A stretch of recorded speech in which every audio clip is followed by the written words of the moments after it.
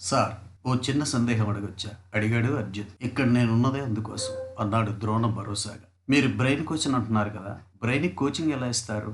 Good question. నీకెదురయ్యే సమస్యలకు పరిష్కారాన్ని సూచించేది నీ బ్రెయినే కదా. అలాంటి బ్రెయిన్ మెనిగ్గా పనిచేయటం కోసం ఓ శాస్త్రీయమైన ఆలోచన విధానాన్ని దానికి అలవాటు చేయటమే నా పని, వివరించాడు ద్రోణ. ఒక్క ఉదాహరణతో నాకు అర్థమయ్యేలా చెప్పగలరా? ఆసక్తిగా అడిగాడు అర్జున్. ష్యూర్. ఒక చిన్న కుర్రాడు 50 అడుగులు ఎత్తే నిచ్చెనెక్కి కింద పడ్డాడు. అయినా వాడికి ఏమీ కాలేదు. కారణం ఏంటి?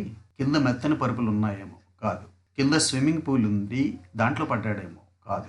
50 అడుగులు ఎత్తు నుంచి కింద పడితే అక్కడ నీరు గాని, మెత్తని పరుపులు గాని, ఇసుకో మట్టో ఏమీ లేకపోతే ఎముకలు సున్నం అయిపోతాయి కదా.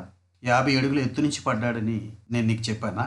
50 అడుగులు ఎత్తున్న నిచ్చెన ఎక్కాడని మీరే కదా అన్నారు. 50 అడుగులు ఎత్తున్న నిచ్చెన అన్నాను గాని 50 అడుగులు ఎక్కాడని అనలేదు కదా. My god! అంటే ఆ కుర్రాడు ఒకటో రెండో మెట్లు ఎక్కి ఉంటాడేమో. There you are. ఇదే మైండ్ కున్న లిమిటేషన్. 50 అడుగులు ఎత్తైన నిచ్చెన అనగానే వెంటనే మనం పూర్తిగా ఎక్కేసి ఉంటాడేమో అనే తీర్మానానికి వచ్చేస్తాం. ఈ దృక్కోణంలో ఆలోచించడం వల్ల మనం పరిష్కారాన్ని మిస్ అవుతాం. అలా కాకుండా వాడి నిచ్చెన కొద్దిగా మాత్రం ఎక్కుంటాడేమో అనే ఆలోచన వస్తే సరైన జవాబును పొందుతాం. Super sir. మరో ప్రశ్న సంధించండి సార్. చాలా ఎక్సైటింగ్ గా అన్నాడు అర్జున్. ఓకే. ఇద్దరు వ్యక్తులు నా ఎదురు సీట్లో కూర్చున్నారు. వారిలో చిన్న వ్యక్తి పెద్ద వ్యక్తికి కొడుకు, కానీ ఆ పెద్ద వ్యక్తి చిన్న వ్యక్తికి తండ్రి కాదు. అయితే వారిద్దరి మధ్య సంబంధం ఏమిటి? తండ్రి కాకపోతే చిన్నాన్నో పెదనాన్న అయి ఉండొచ్చు. కాదు. కొడుకు అంటే సొంత కొడుకే, వరుసకు కొడుకు కాదు. అదలా సాధ్యం సార్. ఎందుకు కాదు? ఆ వ్యక్తి తల్లి అయితే? My God! తల్లి అయి ఉండవచ్చునన్న ఆలోచన రాలేదు సార్ నాకు. దీనికి కారణం ఉంది. వ్యక్తి అన్నప్పుడు ఆ వ్యక్తి మగ కావచ్చు లేదా ఆడ కావచ్చు అనే ఆలోచన రాకపోవటం. అంతేకాదు, నేను చిన్న వ్యక్తి కొడుకు అన్నప్పుడు నీ ఆలోచన తండ్రి వైపు సహజంగా మళ్ళుతుంది, తల్లి వైపు రాదు.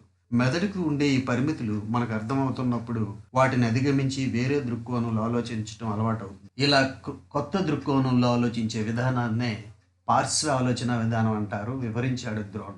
సార్, ఇలాంటిది ఏదైనా మరో ప్రశ్న అడగండి సార్, వేడుకోలుగా అన్నాడు. నువ్వు ఇందాక ఒక్క ఉదాహరణ మాత్రమే చెప్పమన్నావు. అలా అన్నానా? సారీ, ఎన్ని ఉదాహరణలైనా చెప్పండి. చిరునవ్వు నవ్వాడు ద్రోణ. ఒక దొంగ ఒక ఇంటికి కారులో దొంగతనానికి వెళ్ళాడు. ఆ ఇంటికి 3 గదులు ఉన్నాయి. మొదటి గదిలో బంగారం, రెండో గదిలో వెండి, మూడో గదిలో ఇత్తడి ఉన్నాయి. ఆ దొంగ ముందుగా ఏ తలుపు తీస్తాడు అని అడిగాడు.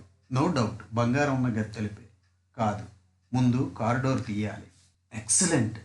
కళ్ళల్లో మెరుపుతో అన్నాడు అర్జున్. ఇంకొక ప్రశ్న వేస్తున్నాను, జవాబు ట్రై చేయి. అలాగే సార్. ఒక రాత్రి సడన్ గా పవర్ పోయింది. గదిలో కొవ్వొత్తి, లాంతరు, ప్రమిద్దీపం ఉన్నాయి. ముందుగా దేన్ని వెలిగిస్తాం? సవాల్ విసురుతున్నట్టుగా అడిగాడు ద్రోణ. అగ్గిపుల్ల గానీ లైటర్ గానీ వెలిగిస్తాను సార్. ఎగ్జాక్ట్లీ. కరెక్టేనా? తన జవాబుగా తనే మురిసిపోతూ అన్నాడు అర్జున్. కరెక్ట్. నేను 4 ప్రశ్నలు వేశాను, 3 జవాబు చెప్పలేకపోయావు. చివరి ప్రశ్నకు మాత్రం కరెక్ట్ గా జవాబు చెప్పావు. ఎలా?